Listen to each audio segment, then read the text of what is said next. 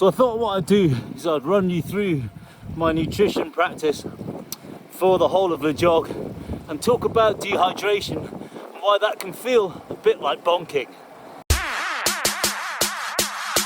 So it's my taper week going into the jog. I always find taper week tough because you do less training and sometimes you just feel mentally a little bit lost. I've definitely felt that this week. Right, it's given me a chance with this time off to get a few massages, get the BMC all ready, so it's had a full strip down, write programs for my athletes and cyclists that I coach, and catch up with them, make sure they're all on track, so when I'm riding each day I don't need to worry about what they're up to. And they're well supported in the Facebook group, and that means now I can just focus on what I'm up to over the next 10 days. Righty, back in the office. So let's talk about how I'm gonna fuel the jog. And if you keep watching, I'll talk about why dehydration feels a bit like bonking. Righty, so let's talk about what I'm gonna eat on the bike, and let's talk about what I'm gonna try and achieve over every hour that I'm riding to make sure that I'm riding strong and don't feel like I'm gonna run out of energy. So for me, I generally try and hit anywhere between 90 and 100 grams of carbohydrates per hour. So what does that look like? Well, it's pretty straightforward. It's going to be one of these energy drinks from High Five. I'm not sponsored by any of these people. It's just what I like to use. I mix and match a few things because I quite like different flavors, and not every product company has things that I like to eat or drink. So one of these every hour in different flavors. So I've got berry, orange, lemon. I think it's good to switch that up because you start to get flavor fatigue, especially when you're riding the length of time that I'm doing. So one of these has about 44 grams of carbohydrate in. And then within the hour, I'm also going to have one of these little carbohydrate chews from Precision Hydration. Now I love these are brilliant, and what I like about them is they're easy to carry and they have different flavors to them. So you've got a neutral flavor, which is if you're getting a bit sick of sweet stuff, are great to eat. You've got a really cool lemon and lime flavor, which I think is great to sort of like jazz up the taste buds.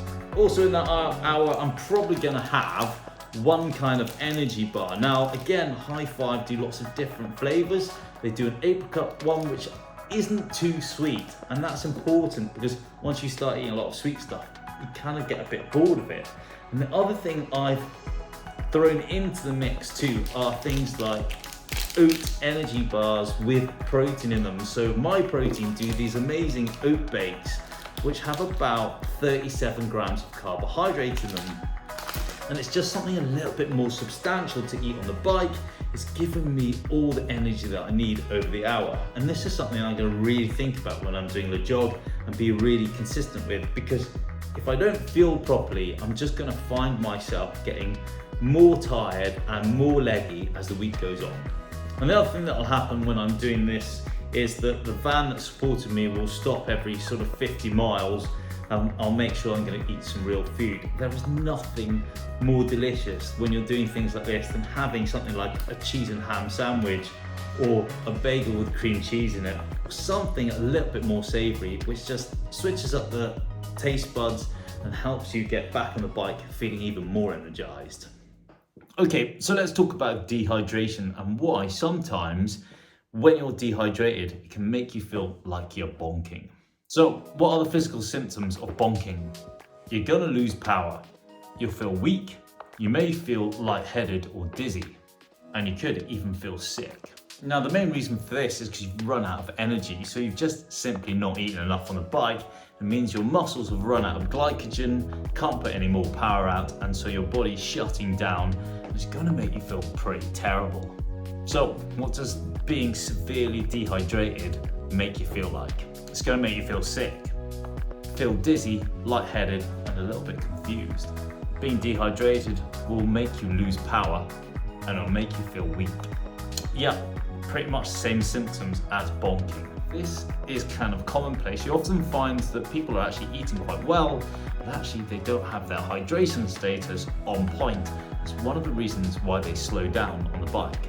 When studying with MNU, we did a whole course section on performance nutrition, and we talked about that even being dehydrated by 2% could mean that you could lose power by as much as 20% on the bike.